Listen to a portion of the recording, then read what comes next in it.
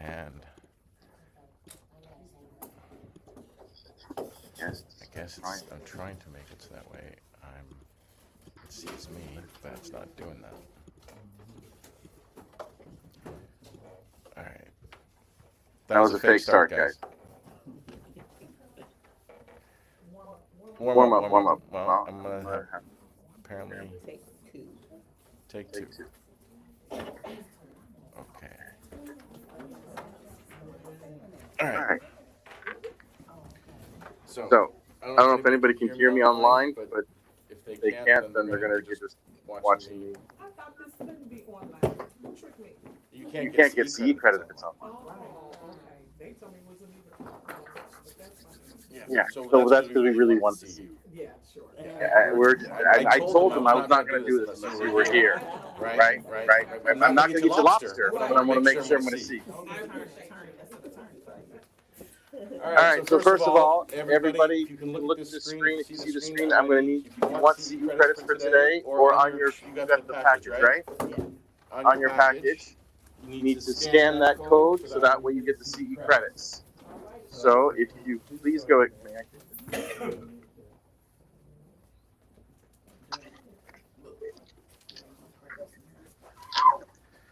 all right, so, are you,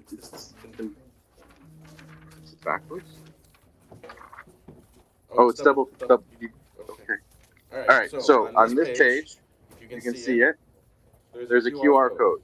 Scan the QR code and register. Should have had you guys do that while I was playing around. Yeah. So there should be 3 links on there. One is to register. One is to check out the website. One is to write a review. Once you've registered, you will go through and get started. How many people have been in foreclosure? You have the paper here. You want the screen? I don't know. You might have to move over a little closer. Okay, then you're stuck. All right, so how many people here have been in foreclosure? Just 2 of us? 3 of us? You know, the crazy thing is, I love it. It's like a voodoo thing. Where'd you go? The thing is, the mortgage banking industry has convinced the world that not paying your mortgage is something you should be ashamed of, which is bullshit, right? I would rather feed my kids than pay the bank. Period. Right? So, and things happen.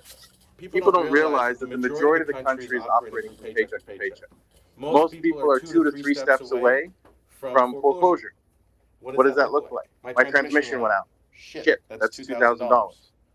Right? Next month, my boiler goes out. Shit, it's another $2,500, $2,600, maybe $3,000 to replace my water tank. Right? So now that's 2 mortgage payments. Shit, I'm behind. I'll catch up next month. Tuition came up. Flat tires. My girlfriend really wants to go somewhere. I'm just kidding. She ain't that important. I'm not missing my mortgage payment for my girlfriend. Point being is everyone in this country is 2 to 3, most people are 2 to 3 steps away from actual foreclosure, right? And we have been convinced that it's a moral obligation to pay your debts. I believe it's a moral obligation to pay my debt to you, my debt to you, my debt to you, right? That's my moral obligation. I have no moral obligation to an insurance company. I've got no moral obligation to a bank. That is my personal opinion, my position. That is not. Camera went away. I'm supposed to follow you, right? Supposed to. But I think it sees that you're such good looking, it keeps following you. Right? A little cuteness overload. This is crazy. Like, he is like zeroed in on you. That camera is like all zeroed in. There we go. It's all you. She's like trying to hide me on the desk. I don't know what that is. No face, no case. That's just today's. That's the praise for today, isn't it? So essentially, here's the problem that you brokers have. If the property goes into foreclosure, do you get a commission? Do you get paid? You don't. So what we're going to talk about today is we're going to talk about the foreclosure process, bits and pieces through it. You can ask questions and fire away. really just keeps. There we go. Okay. Wait, you mean like if you list a property to sell that's in foreclosure? If you list a property that's in foreclosure, I swear, if I was online right now, I'd be so fucking dizzy because this camera, you can see it. It's hilarious. It's like all over the place. See, it's all him now. I think it's just getting confused. I think I'm gonna lock the camera. Okay. Lock it right on me. Nothing I don't want you in the main shop, bro. Cross my legs.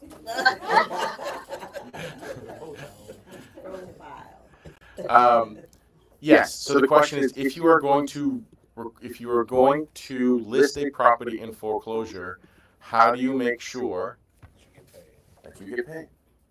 Because the problem is that most people will list the property in foreclosure and they won't get paid because the bank will take it from them. And So how do we prevent that from happening? Now it's got my, I'm not going to say what's focused on, but let's just say it's not, this went from a PG thing to rated R. We're now rated R, ladies and gentlemen. Wow, I think I'm just going to pretend this doesn't even exist, and whoever's watching is making fun of us. Yes, so you list the property, bank will take away your, bank will foreclose and take your commission away. So now you've missed out on an opportunity to make some money. So what are the things that you can do to stop a foreclosure? When should you get involved to stop a foreclosure? Who should get involved to stop a foreclosure? Right? Why? We talk about making money and helping your client. Right? And then the next question is people go, well, the person's foreclosure, well, I'm wasting my time. Absolutely not. You are building a client for life. For life. Right? Because if you've been in foreclosure, how fucked up was that? How intense was that? How scary was that? Right? I've had it twice. Right? In both situations, one was my family's house, one was my house, and I was freaking out. I kept that house for 9 years in foreclosure. Whoa. And then they wrote me a check to get out.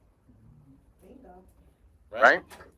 So the biggest part that I've had to since the 08 crisis, even before then, the biggest thing is everyone thinks winning in one particular fashion, right? Winning has multiple different definitions, right? If I can keep my client in their house for 9 years and then leave, by the time the 9 years happen, by the way, the property has fell off their credit report. It's not even on their credit report anymore. The missed payments are gone, right? Now the foreclosure is still there, right? But they lived for 9 years without paying a mortgage payment, right?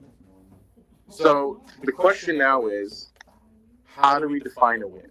For me, the win doesn't mean the person got the house for free, because the state legislature and our wonderful politicians make sure that's never going to happen. However, what a win could be is, I'm in trouble, I missed 3 payments, I need to get back on track. How do I do a loan modification? Or I'm not making the money I used to make, so I can't afford to live in a 7-bedroom house, right? So I need to downsize. How do I sell this property and not make it haunt me forever? Anybody know how long a foreclosure judgment stays on your record? 7 years? Saying 10? 3 years. 21.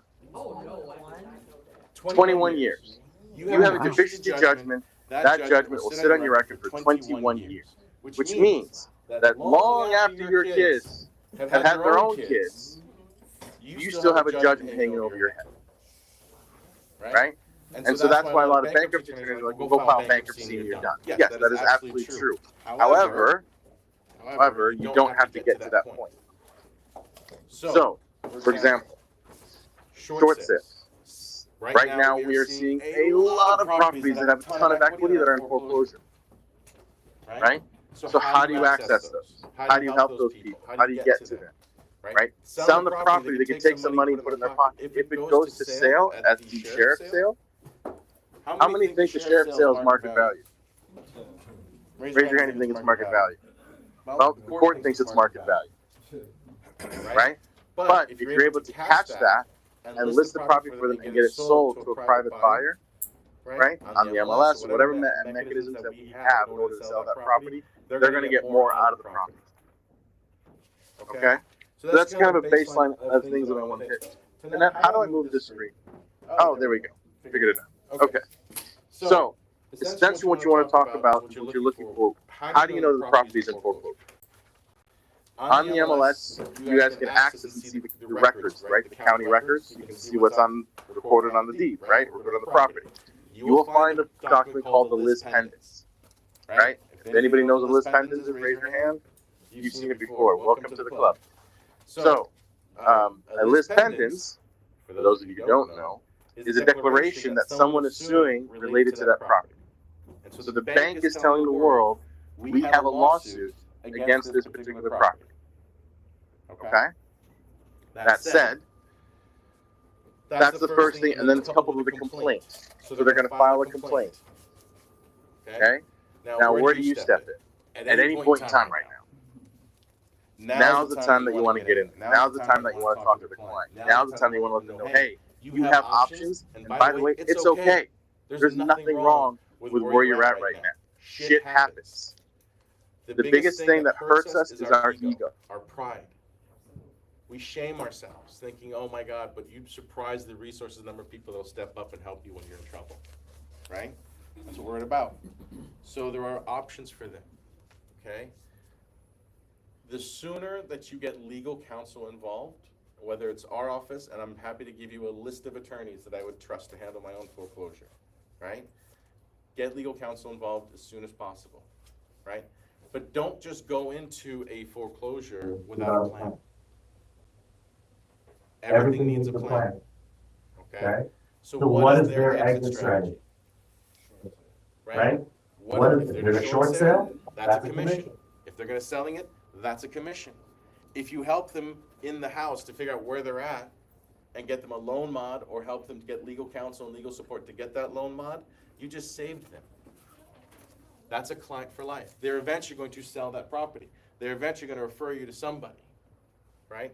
The more that you give, what is it? You get what you, wait, what is it? You get what you give? Did I get that right? Yeah. Something like that? Right. Right. So if you put out in the universe that you're helping and supporting, now I'm not saying let people take advantage of us, right? Like there is a line, right? My sister once asked me, she goes, all right, girl, where's the difference between boundaries and you sacrificing for your family? I said, well, I love my family, but when I give and sacrifice for my family, the one who hurts me, I'm out. That was on public radio. Fantastic. You should see my podcast today, man. I was dropping F-bombs left and right. But, yeah, I am so getting arrested. Anyways, so, all seriousness, helping your clients gets you that future. And if you're able to solve that problem for them, so let me ask you a question. Short sale. What's the next transaction after the short sale? Anybody know? You said after the short sale? Yeah, what's the next transaction after the short sale? The next step for transaction. For your client, what's the next transaction for your client on a short sale? Well, short sale, you sold it, you just got the commission. They gotta live somewhere. So now you've got a lease transaction. So if you don't wanna do leases, you find a broker who does rentals and get them a rental, right? But once you lock it in, so now you've provided a housing continuity, right? So now they went from one disaster to hopefully a stable house. What are they gonna do in 2 years? Buy again. That's 3 transactions. You think they're gonna go anywhere else other than the person who bailed them out of their most desperate problem and supported them throughout the process? You hope not.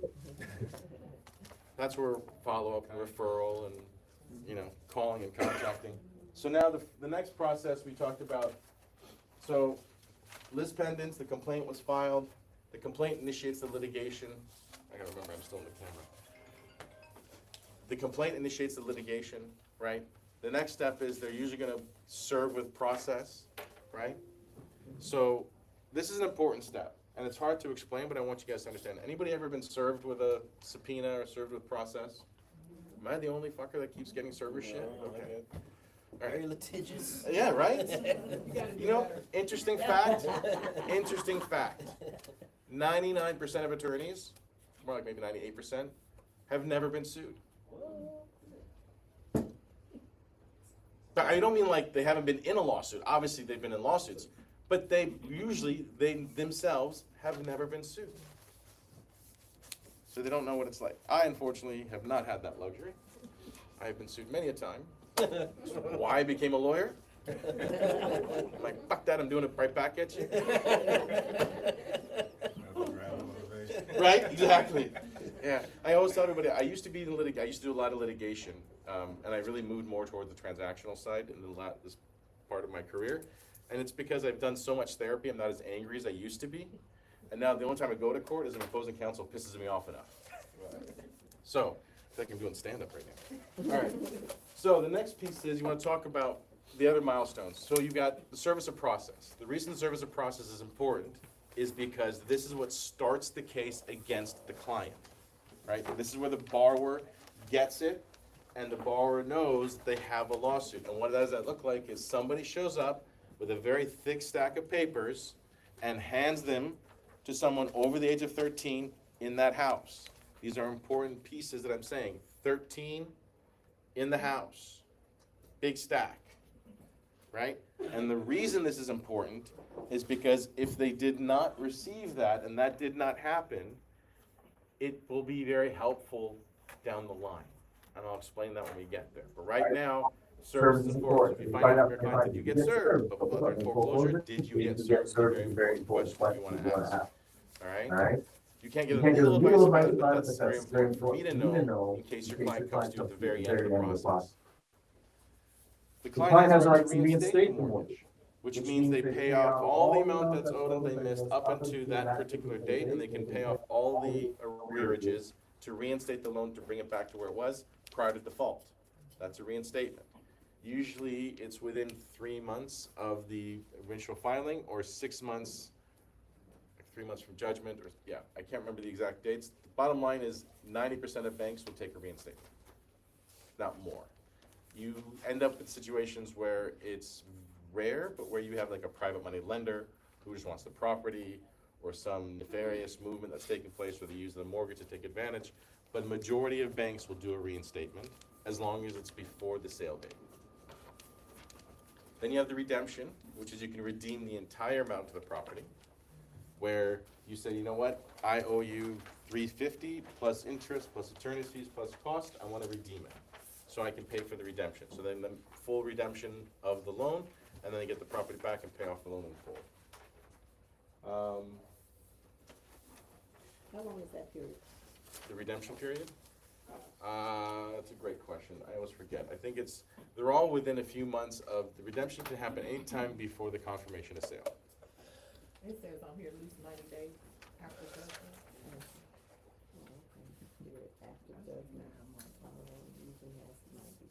Which is usually, the confirmation of sale is 30 days to 45 days after the auction, and the auction takes place 60 days after the judgment date, typically in terms of time frame.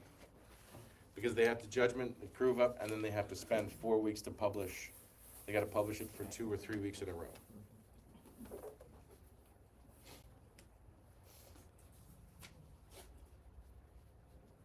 So,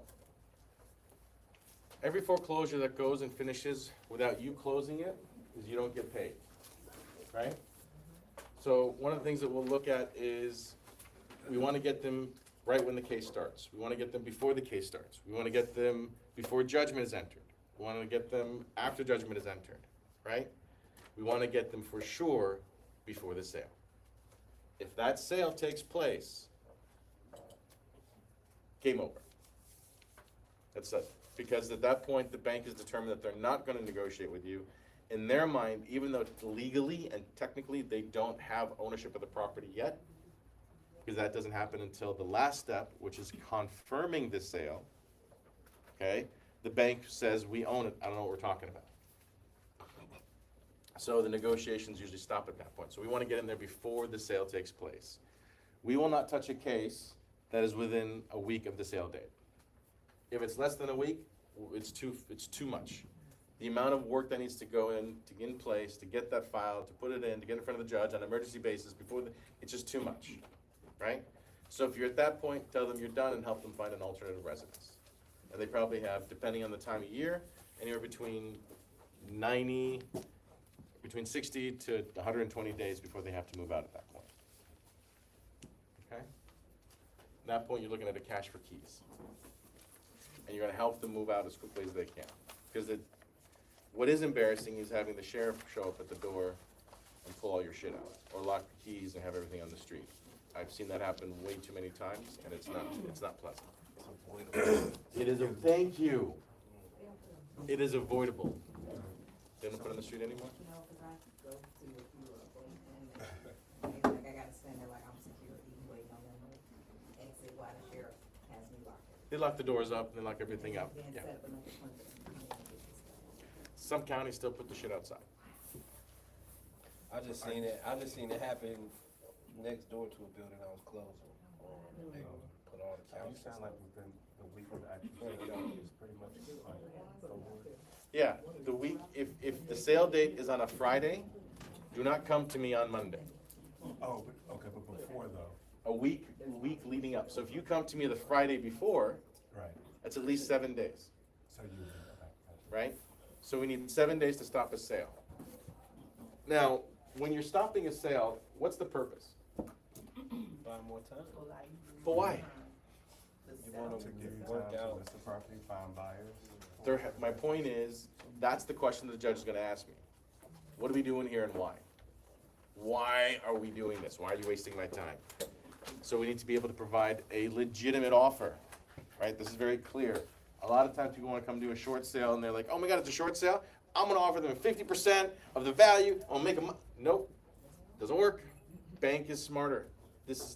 They've always been smarter, but they're not going to accept a price that low, right? And different lenders have different requirements. But you figure you're looking at between 80 to 90% of the actual market value is what you're looking at, okay? Anybody know what kind of buyer you need for a short sale? Patient. Patient. That part. You need a patient buyer, right? Because it can take quite some time. Let's see what else we got. Any questions while I'm still going through?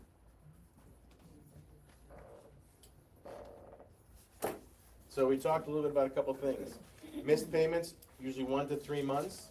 That's when you want to sell as quickly as possible because the cost and the expenses have been driven up.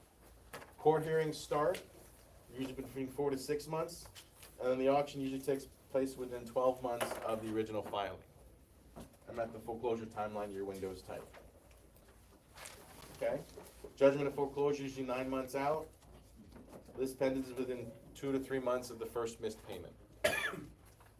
So by the time the foreclosure is filed, they've already missed 3 or 4 payments of their mortgage. Okay?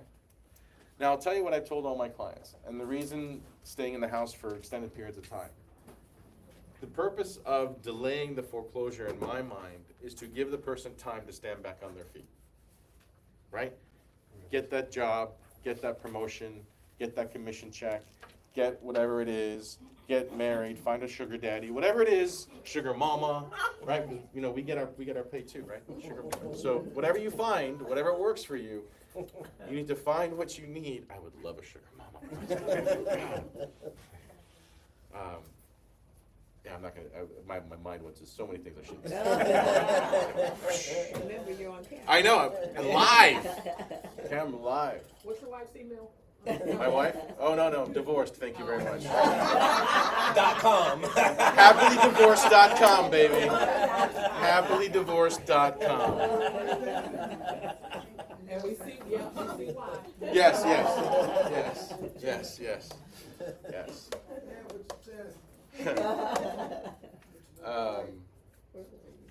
Anyways, I got lost at Sugar Mama.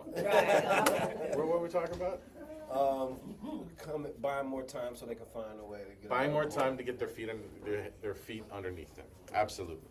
And so one of the things that we have always advised our clients is, look, you're not making a mortgage payment, but you can make a payment, right? Which means don't pay the mortgage company. If your payment is $2,000 or $3,000 or $5,000, whatever, $1,000, take a portion of that and put it on the side. If your payment is $2,000 a month, take $1,000 and put it on the side, and put it in a separate account, put in your kids' names, whatever it is, put it away, right? Because that's your baseline to find a place to move. So when you're ready to move, you've got $10,000 in the bank, and they're like, well, you know, your credit and a foreclosure. You'd be like, look, here's 2 months up front, right? So now they have a place to move to, and you're giving them time. The sooner their defense starts, the more likely they're going to have more and more time available if they want it, right? Now, the downside is the more time they are in the foreclosure, the more interest is accruing against the property. So if they have equity, you want them to sell that property as quickly as possible. You do not want to delay those equity, because then they're going to put money in their pocket. But then you have to have a strategy. So this is where strategy comes in. You're asking the client, what does the client want? Does the client want to stay in the house for as long as possible to buy them some time? Or they want that $30,000, $40,000, $50,000 equity check when they close? What is it? What do they want? Maybe they want to buy a house, but they can't move into anything. They can't buy a new one, or they can't get rent because they don't have any income. Maybe they don't have income, they don't have a job, right? And if they don't have a job, $50,000 is going to be great, but then they got to find a place to live. So maybe they're like, I want to stay here as long as I possibly can until my disability checks kick in. Right? So again, it's understanding what the client's intentions, what do they want, what are they trying to get to. Any questions? Sure. No, everybody asks questions except for you. I'm just kidding. Please. Please. I don't know. I don't know. You got just a great smile too. Right? It was like, my question is about loan mods. yes. I haven't had much success with clients getting loan mods. Are you finding that they're a waste of time? Because they could be grueling. Extremely. So, I'm going to tell you a little secret. Does everybody know how the paper trail moves on a mortgage? So you sit at the closing pattern. You're in the closing table, right? And they sign this thick stack of papers. Anybody know what happens to those papers? You just walk away, get your check, say, I got my money. Right, so here's what happens. You have a note and you have a mortgage. The note says you owe money. The mortgage says if you don't pay that money, specifically on that note, we get to take the property. Right? So the mortgage gets recorded. The note is what we call the wet paper note. And a note, no one's here taking my receivership class. The note is what we call bearer paper. Bearer paper is like a check. Anybody know what checks are? Or we're too young. Okay. So you know what we're talking about. Write a check. We don't know, sir. Oh, I'm so sorry. Sell me. Sorry. So when you write a check, you sign the back of the check, right?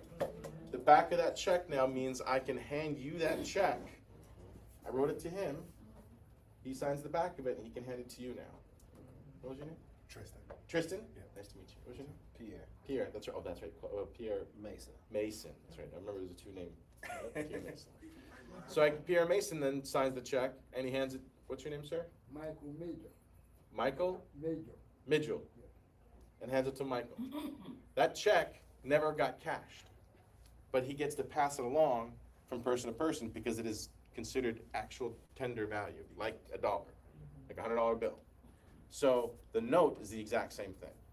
So if you ever see endorsed by or stamped, or there's an endorsement usually on the bottom of the note, and so that note is supposed to go into a vault somewhere and to be protected, because I can't deposit a photocopy of a check, right?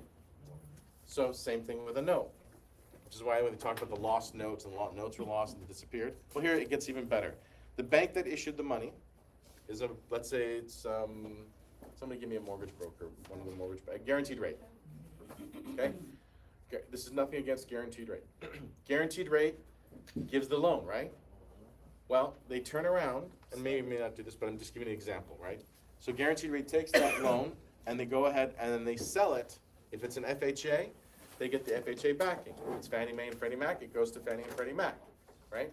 Or they sell it to an investment fund that then takes that mortgage with 10,000 other mortgages, wraps them together, and sells it on the open market, the secondary market, right?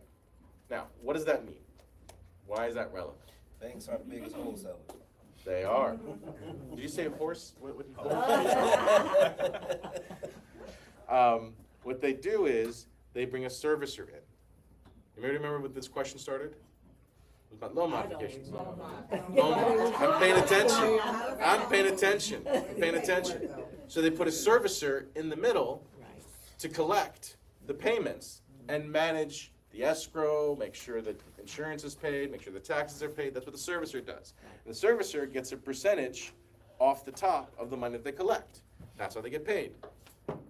Or they get paid when the default takes place and now they have extra costs that came in order to manage the defaulted loan. Okay? And so it is in the servicer's best interest to muck up the process and be difficult. Oh. Got it. That is insane, that makes sense, because when I first bought my house, I, financed with, I think, American Eagle or somebody, and then they sold it to, Somebody else. Homebridge or somebody, and it was terrible, like, they recorded payments incorrectly. Mm-hmm. Could never get nobody on the phone. They were a collection Mm-hmm. company or whatever. It was terrible. They are terrible. And then there's a lot of things that go along with it. Sometimes people go into foreclosure even though they're current because they screwed up on the insurance. Oh, no, it wasn't foreclosure. It was just No. right after. No. I know, the transfer of services. Uh-huh. What I'm saying is they'll put people into foreclosure because they screwed up the insurance. So, or they didn't record the payment. So you paid American Eagle, and then American Eagle didn't let them know that they got the payment. So then they're like, well, we're missing a payment. Like, no, but I paid that it in. wasn't the case. So when they sold it to Give an Homebridge, example. Give an example. oh. I'm gonna say. See, she thinks it's all about her. She's like, it's all about me. What are you talking about? I've been told that from time to time. Yeah. Why does that not surprise me? It's okay, I say the same thing. I'm like, it's always about me. I'm my favorite subject. I may not be much, but I'm all I talk about. So the loan modification piece, the point is the servicer profits from that.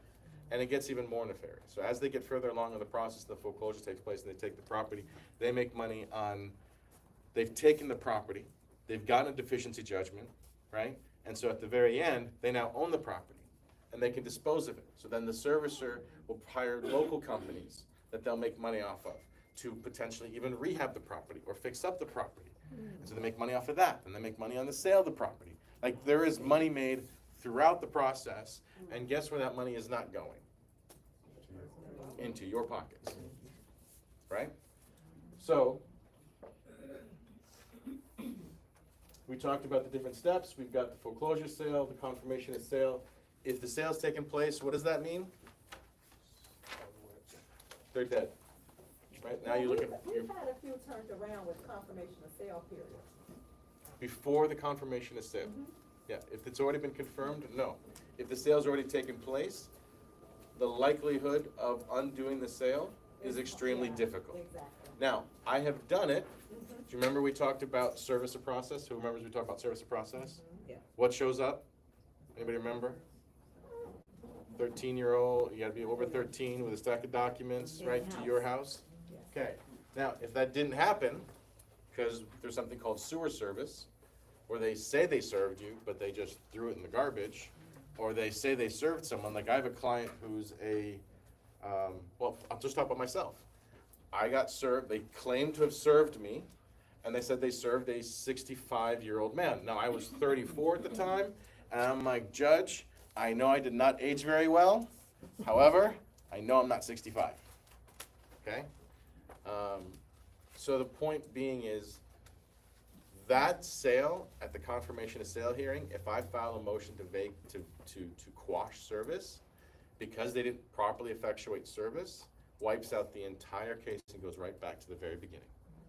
That's why service is so important, right? I have a client who is a Arab male, and they consider Arabs white. I don't know why, but they do. But instead of saying they served him, they said they served a black man. And I was like, I know he's dark, but he's not black. I think I actually put that in my pleading. Despite the fact that we're brown, doesn't mean we're all brown. Anyways, so that's where the service of process comes in. That's important.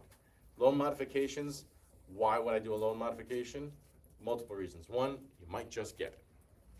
Two, if you get a loan modification, depending on where you're at in the process, sometimes it makes sense strategically.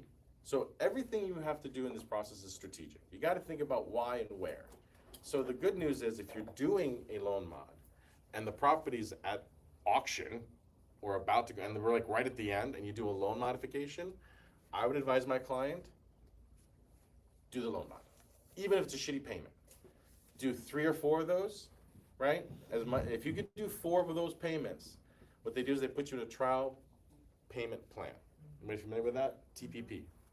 Trial payment plan essentially says that you have 3 to 4 payments to make before they actually dismiss the foreclosure case. If you make those 3 to 4 payments and then move to dismiss the foreclosure, they have to restart the process from the beginning. Because you cured the default, and now the new default was missing the loan modification payment. But you gotta get the case dismissed. So this is why it's very critical, you guys are not lawyers, to have an attorney involved in the process, so that way those little tricks can be taken advantage of. Right? Okay, what are they looking for on that? Because I know they know that people might. On the loan mod? That, yeah, so how difficult? Yeah, so let me finish answering this question, but it's gonna answer yours. Okay. Okay? So, the other piece in the loan mod, the benefit of the loan mod is when you're going through the loan mod, it is supposed to toll the process.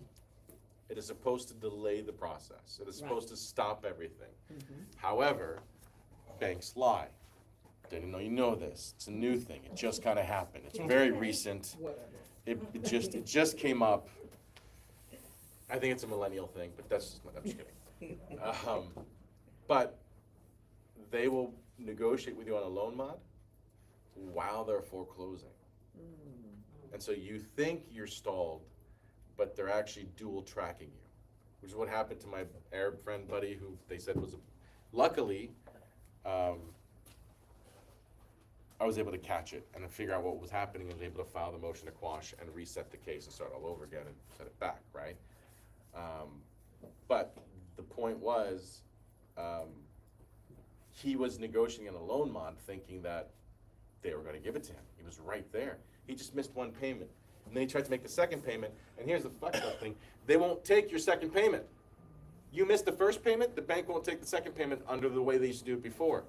So you can't go online and make your payment. You got a phone call. All right, well, I got a call. I got to go to the kids. I got to go do this. I got to go to work. I got to do that, right? You miss it. Oh, shit, I forgot it. That's 2 payments. Well, now, sir, if you want to send a payment, you got to mail it in. Well, now I got to get a letter. I got to envelope it. Like, they make it difficult intentionally, right? So then he's negotiating a loan mod. Send this document. Send that document. If anybody done loan mods? Tried? Raise your hand. Yeah? You're sending in document after document. It is intentionally to fuck you up. And I tell customers that when they are telling me, oh, I have it worked out, I said, let me guess, you're sending your pay stub 20 times. You do not have it worked out. You don't have anything worked out. You got nothing worked out. So, by the way, do you know if we're live? To who? Somebody looking at it. Me. Oh, you're watching it? Oh, good. Why am I not surprised? She's like back there like hacking the code and shit. So, you guys keep throwing me off my game. What was I talking about? Loan modifications. So your question was, what is the benefit of the loan mod? Oh, what are you gonna need, what are they looking for in a loan mod? So the benefit was, it potentially could slow down the process. You potentially could get the loan mod, right? And here's the other part is, the more that they keep messing with you, if you have a good team that is tracking what's being sent. I made a phone call, I delivered this, I sent the document, and you can show a pattern of deceptive practices, right? Like you have the documents, you're playing games, you're doing things, it could bring potential causes of action and claims. And so one of the things that we have focused on is actually suing the banks. So you'll see recently there's a new thing called zombie mortgages. Anybody heard of them? Yeah. Right? If you have not, they are second mortgages that we thought were taken care of when we did our loan mod 15 years ago. But they didn't. They didn't roll up the second. They sold it off to somebody else. We thought it went away, but it did not. So now they're coming back 15 or 20 years later, trying to sue on a default that they theoretically can't sue on anymore, but they're still doing it. And so we're seeing a lot of that, right? So you wanna be conscious of that and hearing what people are saying and they're talking about, okay? But we will sue the banks. We've gotten anywhere between, 10-figure up to 6-figure settlements for our clients, right? And so, 10-figure? no, I wish. You think I'd be talking to you if I got a I 10-figure? thought I heard 10-figure. I'm like, damn. Not to be an asshole and shit, but if I got a 10-figure settlement, bro, I am not here. I am not hustling this fucking hard Where's the for bread. 10-figure settlement. How much is a 10-figure settlement? 7 is a million. Yeah. 10 is what? Billion, right? Yeah, 10. Yeah, 9 is 100 million. 900 10 is a million, billion. 10 is a I would billion. not fucking be here, I bro. thought. Yeah. Unless I really love my job. No. That we can tell. Yes, you can. The passion, right? We talked about the loan mod. So what are they looking for in a loan mod? Okay. Cool thing is, loan mods are not looked at the same way as all right. The short sale is going through an underwriting process that is detangling the entire transaction. It's untangling the whole transaction. So they're underwriting you to see that you are incapable of paying the mortgage, right? So don't apply for a short sale and you've got, 50 billion in the bank, right? Don't do that. That's not gonna work. They're not gonna like that. Or you got $1 million in your IRA, right? Now, it's not saying they can't do a short sale. It just, again, what's the word we have to be aware of? Strategic. Yeah, thank you. Yeah. You guys just got that right there. Perfect. Strategic. So understanding the full picture before doing anything. All right? Also, now finally it adjusts. So that's where the offshore accounts come in. We are live, bro. We are live. I don't know you. Mr. 10-figure settlements and offshores accounts. I am going off camera completely. No, just it's the way you position it, right? There's certain requirements, or it is like totally focused. Did you see it's like totally focused on you? This page was made for the tizzle. It was. You have a face for radio, bro. For radio. He doesn't know what a radio is. No idea. Where the hell was I? Oh, what they're looking for. So they'll actually, at a loan mod, alternatively, what they'll do is they will look at the standard. They will look at everybody's income in the household. So if you've got 4 or 5 people in the household, right? No. If it helps on a loan mod, you want to tell them. It's just not working. So just find people who got income. If you've got 4 or 5 people that live in the house and they all have income, all their income can be added. It all can be added. It all can be part of the process, right? So the loan mod is redoing the entire process, so the re-underwriting, right? Based on a different criteria of how much money to the household. But those people, the people you're putting down, they don't have to agree, their income won't be put on this modification or this new agreement. No, their income will be factored in the underwriting of whether you qualify for the loan mod. Okay, But they are not on the mortgage. right, cause that's the. They're not question signing gonna shit. ask When you ask them to. No, they're not signing anything, but it's not like don't get somebody across the street to come in and Right, say, no, I- that doesn't make sense. The point is if you and your husband or you and your partner, you and your wife or you and your friend or whatever it is, roommates are all pitching in together. Right. We got 3 kids and 3 adults and they're all working together and everybody's throwing in money. That can count towards the approval process, right? Which does not work in a traditional purchase of a property, Absolutely, right? That's the difference. and that was why I asked the question, because Yep. people don't ask. And the other thing is usually they're looking at it between a 40 to 50% debt to income ratio. Right, so the amount of your housing, not the debt to income, the housing cost versus your total cost of ownership versus your income. So if you're making $5,000, they don't want it to be more than $2,500. Right? But And it's still, you were right, they're still calculating some kind of debt to see if you can afford it or not. Yeah. correct. They're looking what your total payment obligations are compared to your income to see if you can qualify for a loan mod, Right. right? Any questions on that? Okay.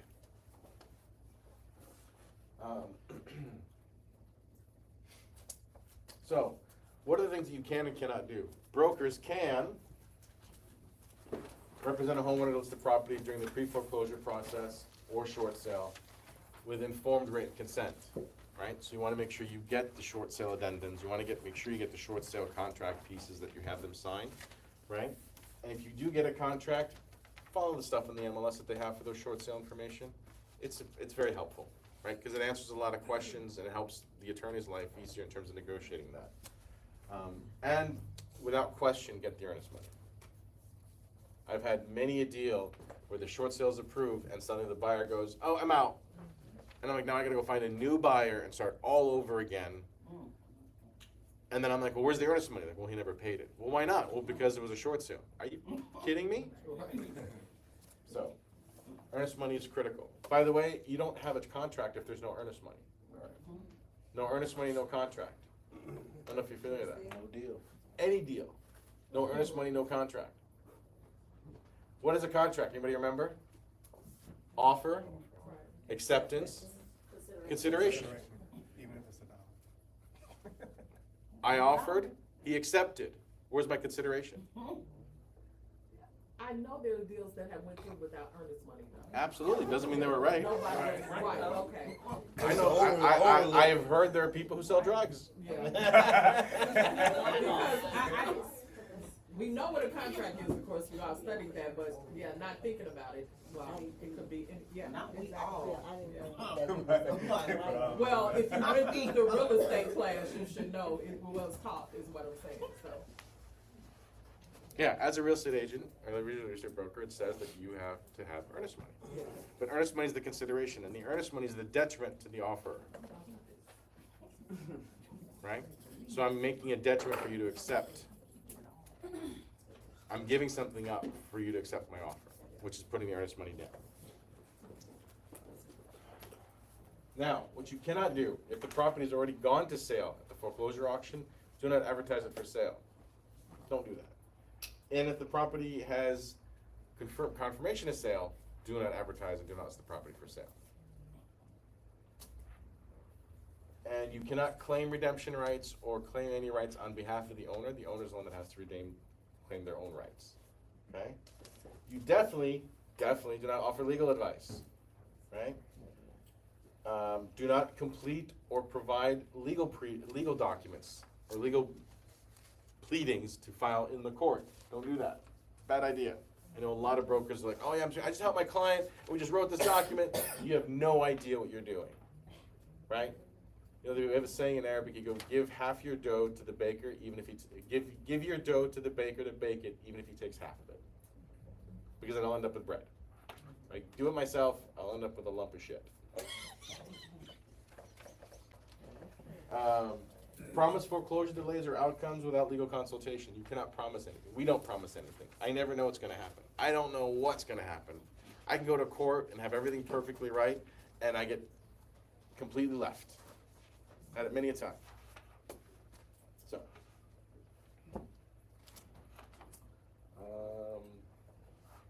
let's see. What's it? So, deeds in lieu. Anybody familiar with a deed in lieu? Okay. What's a deed in lieu? Well done. That was Latin. I'm just kidding. You speak Latin? No. So yes, the deed in lieu of foreclosure. There are two different similar things. One is a deed in lieu of foreclosure, and one is a consent foreclosure. The deed in lieu of foreclosure, does that help you in any way? Does it help you in any way as a broker? Oh, no. No? So deed in lieu can be okay, right? But it's much better to sell the property, right? Because they're might as well sell it. But in order to sell it, you got to get the right price, right? So if you're trying to jack the price down, you're not helping anybody. Because you're not going to get the deal closed, it's not going to get approved, right? And you're going to make life much difficult for everybody. The other one is a consent foreclosure. Usually this happens when there's no way this property is selling, nobody wants this, but maybe you can, in court, what we do is we consent to the foreclosure of the property, which means we agree to allow the bank to finish the foreclosure and take the property. In exchange, there's no deficiency judgment. Anybody know what a deficiency judgment is? Short of what you owe. Correct. So in case you didn't follow what they were saying, you owe $350 on the property. Property sells at auction for $200. You have a $150,000 deficiency, which means they can come after you for how long? 21 years.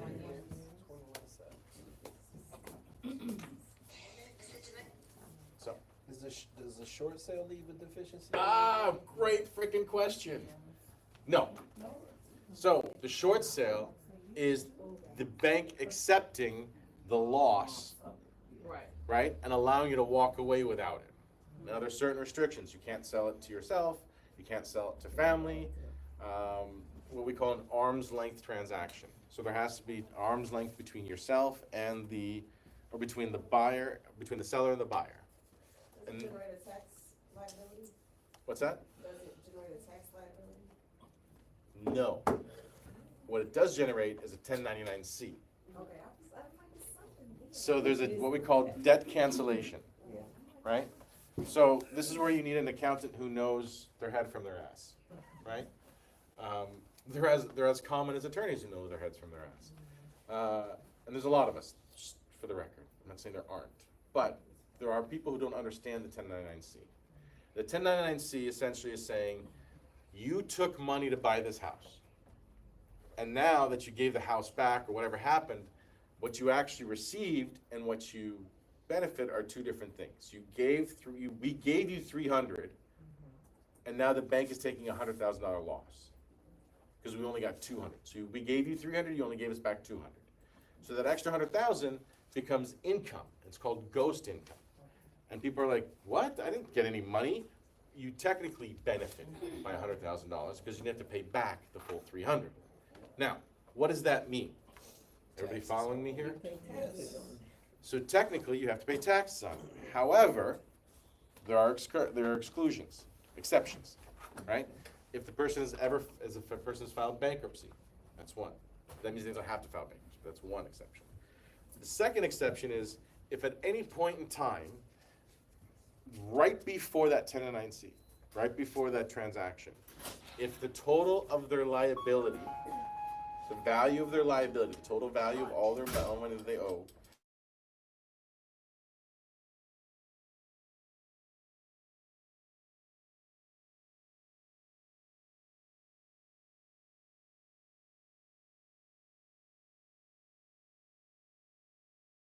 sale, you already owe more than what you are getting.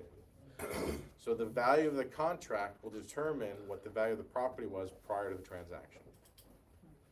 Now where people get in trouble is when they're doing a short sale, but then they got IRAs and they have other income and other assets and other things. That becomes a much different problem, which is not for this. That's not for this podcast or fucking whatever. What are we doing here? Training. Thank you. All right. So the bank wants to cut you out. Why does the bank want to cut you out? They don't pay your commission. Anybody know what the commission is on a short sale? 6%. The payout is 6% on a commission on the short sale, right? And now with the new rules and new things, you can give as much as you want to the buyer side, right? Now, what we typically do is we bring in and we work with our short sale negotiators, right? And so they'll usually get paid with a point. Paid what? Paid with a point, right? So they get paid when the deal closes. So we'll negotiate it, do all the work, and they get 1 point out of the 6. They get 1 point. You can still take 3, still take 3.5, and give 1.5 or 2 to the buyer side. But the point is, there's more money there to spread, which is why they want to cut you out and they don't want to approve it, right? They get in the auction. There's no listing, no control. So when at the bank, when they go to auction, they buy it back themselves. They control it. I don't know if you're familiar with that, but the bank will buy back the property at the auction. And then if they go REO, the REO, who does REOs here? Anybody do REOs? So REO, they have a fixed commission, not paying 6%. They might be paying 4 or 3, right? And 2 goes to the buyer, and 1% goes to the REO broker. But it's a negotiated reduced commission, so they give all the business to one broker, and that broker gives them a reduction, a reduced rate, right? So, where you can get the commissions, pre-foreclosure, 5 to 6%. On a short sale, 4 to 6%, usually it's lender approved, but usually you look around 6%. Your control level is higher before foreclosure and medium. But once it hits REO or auction, almost no control. You've lost the property, right? Now we can stop the sales, we can step in for the sale. How many days do you need for the sale before we actually? 7. Thank you. Tristan? Yolanda? Yolanda? Nice to meet you, Yolanda. So, you just said the short sale is 6%, right? Mm-hmm. But on here, you got 4 to 6%. The bank may reduce it. Deviate, huh? The bank might reduce it. Okay, so guaranteed no less than 4 though. There's no guarantee. Okay. The only guarantee I can give you, Well, the only guarantee is death and taxes. Well, Those are when the you 2 things I started can out guarantee. saying That 6%, that's what I thought it at. They usually, they only accept 6%. Okay. My point in saying that is, don't, And get to the end and change your whole statement and say 2. Well, yeah, that's what I'm calling Mr. Sugar Mama out here on his, Mr. no, he Bowtie. was Mr. Bananas. His statement, okay, I wanna do this. So the point is, you have to present your numbers, you give your numbers to the short sale lender. And what I see brokers make the mistake is they'll put 4%. Okay. I'm like, why the hell did you do that? Yeah, okay. You put 6. Put 7. So you put 6 right out, they'll never approve 7, Put 6 and but you put 6 in, right?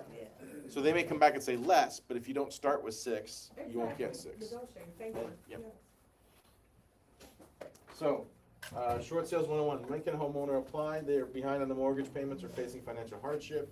The home's market value is less than what's owed on the mortgage. They have not yet lost legal title, they're still the legal owners. Right, when anybody knows specifically technically when title transfers? Upon delivery. At the confirmation of sale.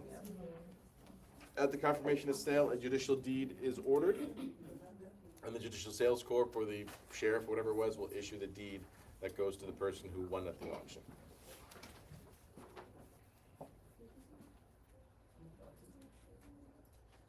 So, you submit an offer, the lender reviews it, and they may counter or reject. So they may come back and say, no, the amount that you offered is too low, the amount that you have to raise the offer, or they'll do what we call a BPO. Familiar with BPO, broker price opinions, right? And jack up the price. They'll do a BPO. Well, Okay, so what's the trick to a BPO? Let me ask you a question. Does anybody ever go, when there's an appraisal on the, forget short sale, just in general, do you attend Every single one. for the appraisal? Yeah. I have been talking to brokers like, no, why would I attend? I'm like, are you out of your mind? Right. So just so you guys know, I used to be a real estate broker. Many, 05, 06. I contributed to the entire scam. I'm just kidding. Yeah. But I was a broker in 05 and 06. And yeah, right? Wow. You just want to see me in an orange uniform. Right. You look nice in them bow ties.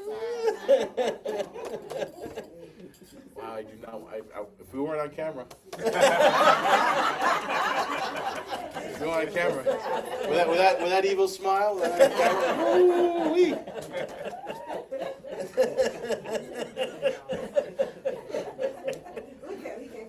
I can't, I'm like blushing right now. I'm like blushing right now. What the fuck was I talking about again? BPOs. Saving my ass. You've been talking my ass a lot. In jail, there you go. At jail. My ass in jail. I don't know. Go to the BPO. Be there, right? And the most likely, the appraiser is not going to be like, oh yeah, tell me what your numbers are. But they might say, what are you selling? What's the sales price? I've had that question. And I give them the sales price and ooh, the number shows up right where I need it, right? Sometimes they say, oh, I'm not going to talk to you. I can't talk to you. I can't talk to you. No problem. But I'm walking around the house and I'm going, oh my God, look at that hole in the wall, right? And oh my, the foundation, and I'm talking to myself, right? But he's gonna hear me, or she's gonna hear me, and then I'm gonna casually leave a copy of my comparative, my BPO on the table, and I'm gonna leave first, right? I leave first, and then I come back and the BPO's missing, right? Because people are inherently lazy. Me too. Like, what's that? Do you leave lunch money? I do not leave lunch money. I'm on camera. Not on camera. Do you bribe government officials? She trying to jail him. All right? Wow. Man. So those are the pretty ones you gotta be worried about, right? That's the one Mama warned you about. Stop talking so much. Tell me that. Your mama told you that? Yeah, Told you to stop talking too much. yes. I can see why. I can see why she told you to stop talking. So BPOs, you want to be there, you want to help out, because if you can elect that number, it's critical, because they work off that number, period. And the worst problem that we're going to have, and I've seen it a lot, is you'll have these appraisers coming in from the suburbs and coming into the city and appraising properties, and either they're destroying the value. Here's the best part. They will destroy the value when you need the value, Yes. right? And then they will jack up the value when you need to drop the value, Yes. right? I'm not saying it's intentional. I don't know what it is. I'm just saying it's funny how that happens. So it's important. So you have to, can you challenge those opinions? Yes. Are you successful? Not likely. Not likely.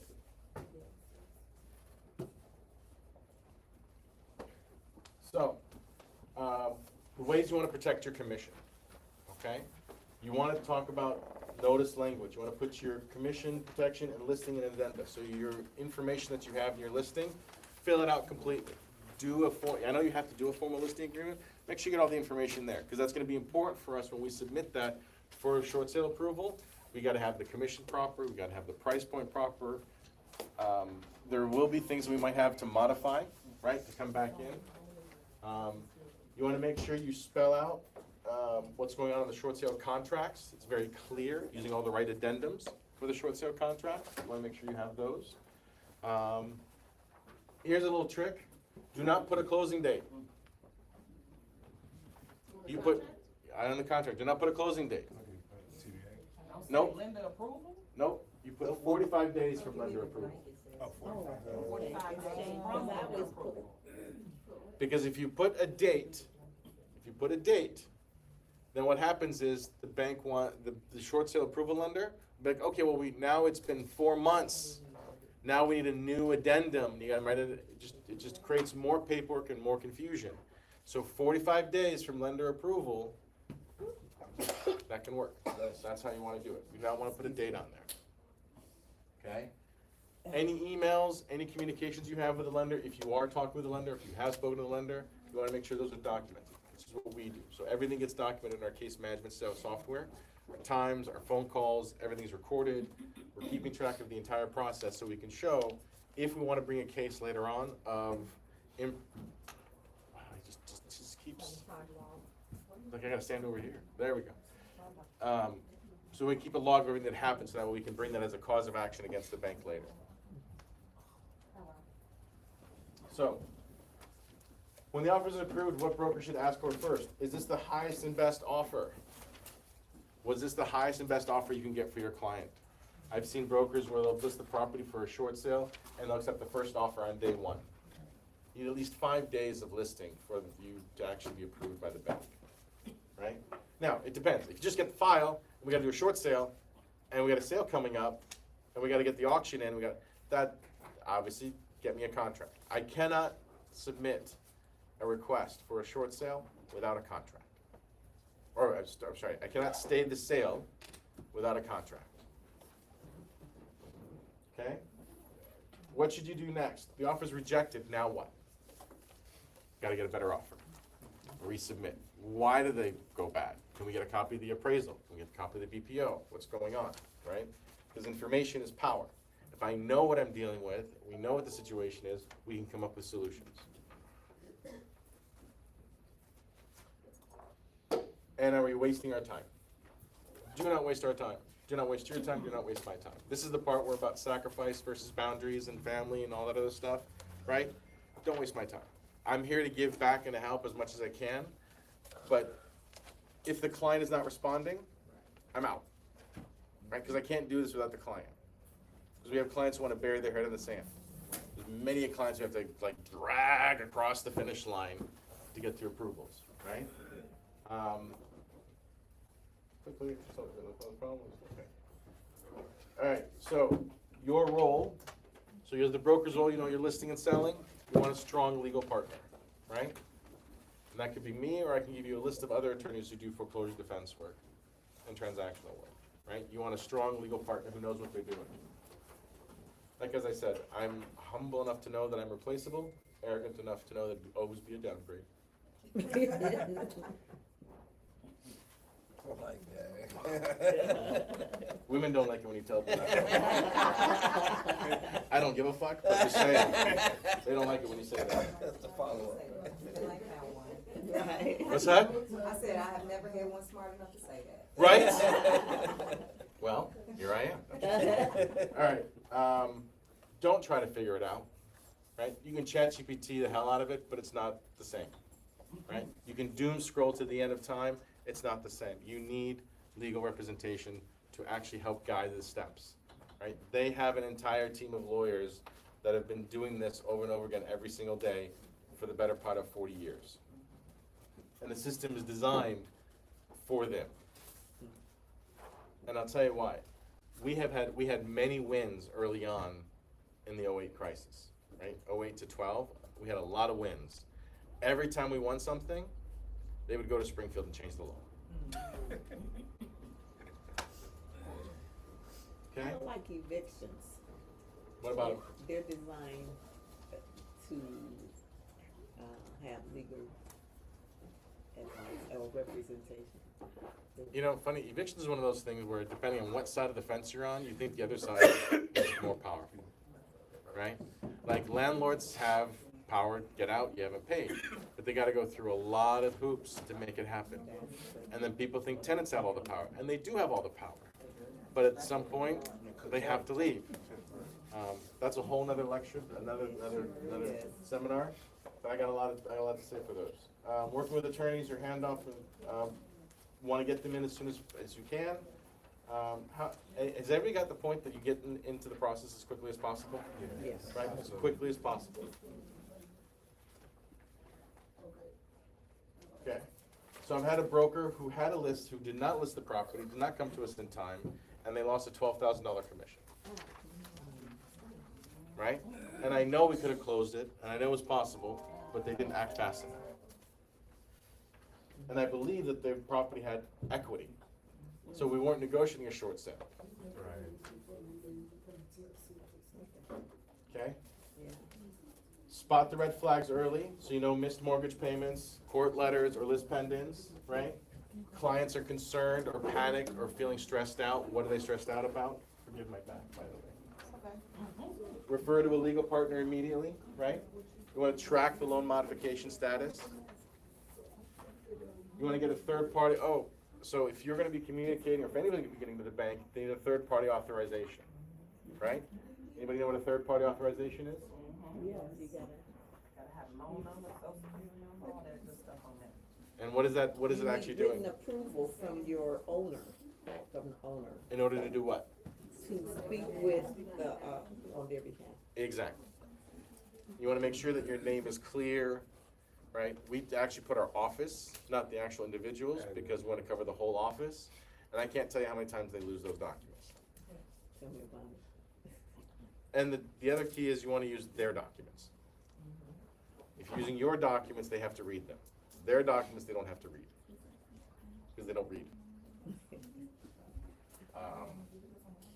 Okay, that is it. Any questions? I'm not completely finished, but this is the end of the meeting. I have one more question. Yeah. Does the short sale? What? Awesome. Me too. Oh, wow. I Thank you. text you. You did? I did. Just now? No, I've been busy. in advance. I was right here. Did you? I sure did. Did I can respond? show it to you. No, Okay. I got proof, it's in writing. Does the Yes, short it is. sale end I'm up sure it on did, the? but the It question said delivered, and I see it with my phone, I see when you. What number? Which number? 773-30159. I said, I am Cayenne. From Oh, Century that's your 21. phone number. Yeah. No, what number did you text? Your number. I have a lot of numbers. I'm gonna tell you.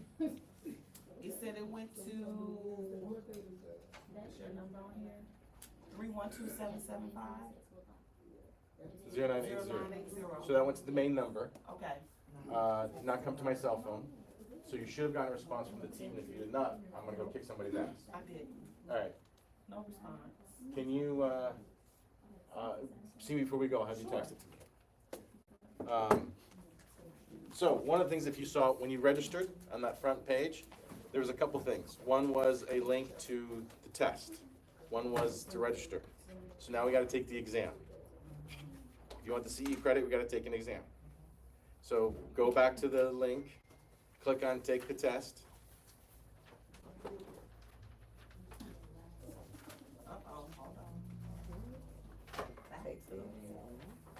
For those of you that are out there, there is no link, there is no test, and we're gonna call it quits. So, thank you all. It was good seeing you. I have no idea if it was actually live.